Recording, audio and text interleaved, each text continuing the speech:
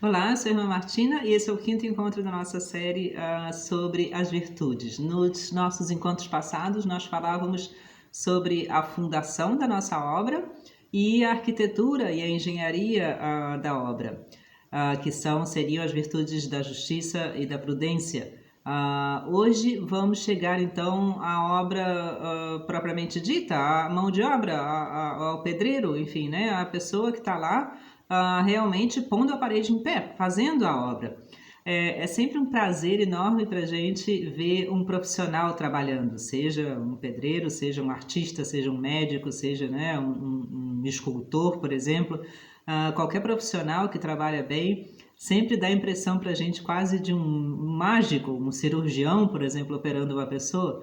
Como é que ele sabe exatamente o momento de fazer a coisa, a intensidade de fazer aquela coisa, o projeto já está ali, ele sabe exatamente o que ele tem que fazer, mas não basta isso, de alguma forma você precisa, né, assim por dizer, a arte de fazer a coisa. Vamos pensar na cozinha. Eu aqui no meu mosteiro trabalho às vezes na cozinha e eu não tenho experiência nenhuma de cozinha e sempre levo bronca das irmãs justamente porque a receita está ali, os ingredientes estão ali, mas me falta muitas vezes essa arte de saber o momento certo, enfim, né? Quanto eu deixo ferver e em que momento eu misturo mais um pouquinho ou não. E essa arte a gente pode comparar então na nossa série de virtudes a virtude da temperança.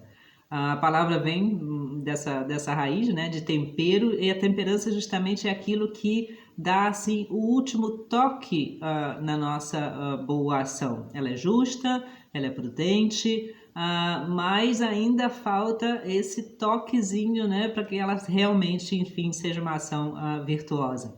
Isso não é um peso, isso não é uma opressão, isso não é um controle. Ao contrário, isso é uma coisa que tem que vir da nossa liberdade, a gente é que tem que aprender e saber, enfim, né, com a experiência, com o treinamento, a melhor forma de fazer as coisas, e isso dá a gente uma enorme estabilidade. A pessoa intemperada é sempre uma pessoa profundamente instável, a gente nunca sabe direito o que ela vai dizer, se ela vem amanhã ou não, se ela vai estar bem ou não, se ela vai estar nervosa ou calma.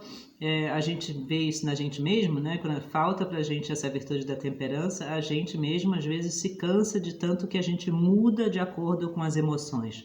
A temperança é, portanto, essa virtude que faz a gente agir racionalmente e não emocionalmente. As emoções estão lá, elas são boas, mas se elas determinarem constantemente as nossas ações, por melhor que as ações sejam planejadas, enfim, a gente não alcança o objetivo. E a temperança me faz, então, me manter na intensidade certa, vamos dizer assim, para fazer as coisas. Vamos pensar também num jogo de futebol, e né, o jogador está ali na frente do gol, e tá tudo certo, ele pode fazer o gol, mas depende um pouco ainda se ele está, por exemplo, muito longe do gol, ele tem que chutar com muita força, e se ele está bem pertinho do gol, basta ele dar um toquezinho de calcanhar e ele faz o gol. Essas coisas são também importantes, porque se ele chutar fraco demais, a bola não entra, enfim. Tá tudo planejado, tudo feito, mas é preciso esse último toquezinho, o último tempero da comida, daí o nome da virtude, né? Para que então saia ou um prato delicioso ou uma comida que não tem graça nenhuma.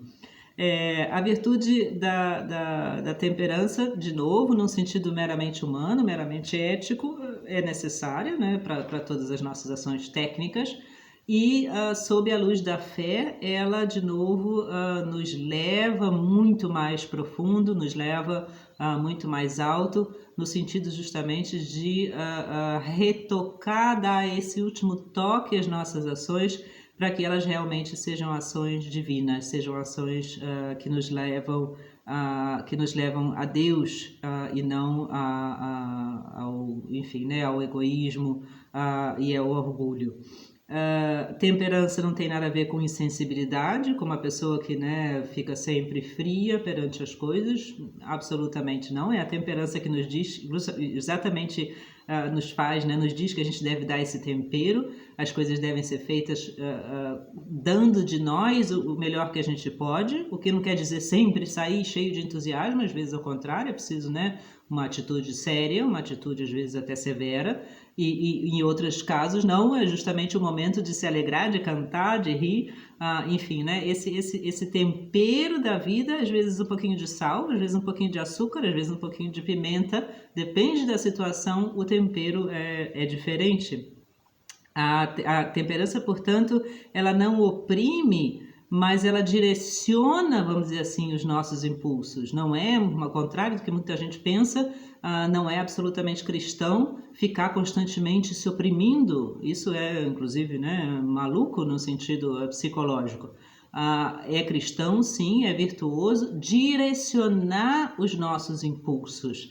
Isso a gente sabe perfeitamente na prática da vida. Eu, às vezes, né, estou me sentindo extremamente irritada ou zangada com uma certa situação, mas eu não posso sair pelo mundo, enfim, gritando e ofendendo as pessoas. Não quer dizer que eu tenha que oprimir a minha zanga. A minha zanga é muitas vezes justa e a gente, se a gente perde a capacidade de se zangar ou de se, enfim, né, indignar com as coisas, nos diz São Tomás de Aquino, a gente já não é mais humano e Deus também não está no nosso coração. Jesus se indigna quantas vezes no Evangelho, se zanga, mas saber a medida disso, para o bem e não para o mal, saber como controlar os nossos impulsos. Ou se a gente está triste, também não precisa oprimir esse sentimento de tristeza, quantas vezes as lágrimas e o choro nos trazem consolo, saber aceitar a ajuda de alguém, saber pedir inclusive a ajuda de alguém, mas não deixar que essa tristeza aumente tanto a ponto de fazer a gente doente. Então é super necessário na nossa vida esse tempero que faz com que as coisas realmente sejam normais, saudáveis. A virtude da temperança tem a ver com sanidade mental, sanidade de comportamento, sobretudo sanidade não no sentido só psicológico, técnico, humano, mas no sentido de Deus. A pessoa que tem essa virtude é uma pessoa que irradia paz, irradia estabilidade, irradia alegria, irradia, enfim, né, confiança. A gente sabe que a gente pode confiar nela. Se ela está triste ou se ela está zangada, ela não vai fazer coisas alocadas, nem coisas, né, que vão dar medo na gente. Mas é uma pessoa na qual a gente pode confiar em todas as situações. A temperança também não é absolutamente, né, estoicismo. Eu agora, né, não vou me deixar influenciar por nada, como a gente acabava de dizer, mas ao contrário, é amor, é dizer o que eu posso fazer, uma situação é essa e como é que eu devo fazer para melhorar as coisas, para fazer as coisas melhores, para não deixar que os meus impulsos estraguem a mim mesma ou aos outros. É esse controle de si mesmo, vamos dizer, mas no sentido positivo, controle de si mesmo, não porque eu sou oprimido, mas sim porque eu sei me comportar perante os outros sempre em face ao bem. O que é o bem nessa situação? Aconteceu um desastre, aconteceu um acidente, em vez de ficar gritando e desesperado, o que eu posso fazer para ajudar?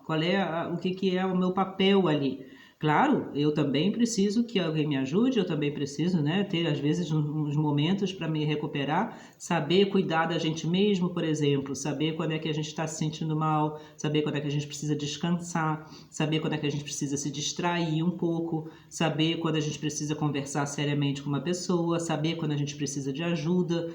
Tudo isso é prudente e mais ainda faz parte dessa área da virtude da temperança.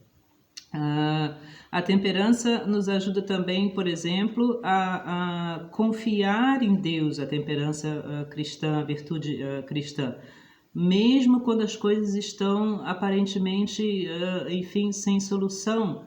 Por um lado, fazer a nossa parte, procurar o melhor que a gente possa para resolver a situação, para melhorar a situação, buscar corrigir as injustiças, corrigir justamente as imprudências. Mas quando a gente já fez tudo e ainda, né, a situação enfim, de sofrimento, confiar que de alguma forma Deus vai tirar o bem daquilo, não ir pela vida desesperado, não ir pela vida, enfim, né, sempre com medo. A temperança nos dá coragem, nos dá confiança, faz a gente justamente ver a vida pelos olhos de Deus. Há um santo que diz que a virtude da temperança faz a gente entender que para o cristão não existe tragédia. Tragédia, né, com desespero, sem solução, isso é uma coisa que o cristão nunca deve aceitar. Ele ou consegue resolver as coisas pela sua própria, enfim, né, virtude, com a ajuda de Deus, ou se ele não consegue, ele sabe que a providência de Deus está por trás daquilo. Então não há para o cristão tragédia, a gente vai pela vida tranquilo, sereno, sossegado, fazendo o melhor que a gente pode, dando o melhor da gente mesmo, enfim, com as nossas emoções também, mas sempre agarrado e seguro nessa âncora que a nossa fé nos dá. Claro que o contrário da virtude da temperança é, enfim, né, isso que a gente vê, a preguiça, o descontrole, o consumismo, né, a ira, ou por outro lado também os escapismos, procurar diversão constantes, enfim, né, o descontrole dos nossos impulsos, a grosseria, todas essas coisas que a gente infelizmente conhece na nossa vida, na vida dos outros, na vida da nossa sociedade, né? Coisas que às vezes são agressivas, inclusive, para a nossa alma, para o nosso coração. A gente vive tantas vezes num mundo muito descontrolado, onde a gente não encontra justamente essa serenidade, essa confiança, essa bondade, esse equilíbrio.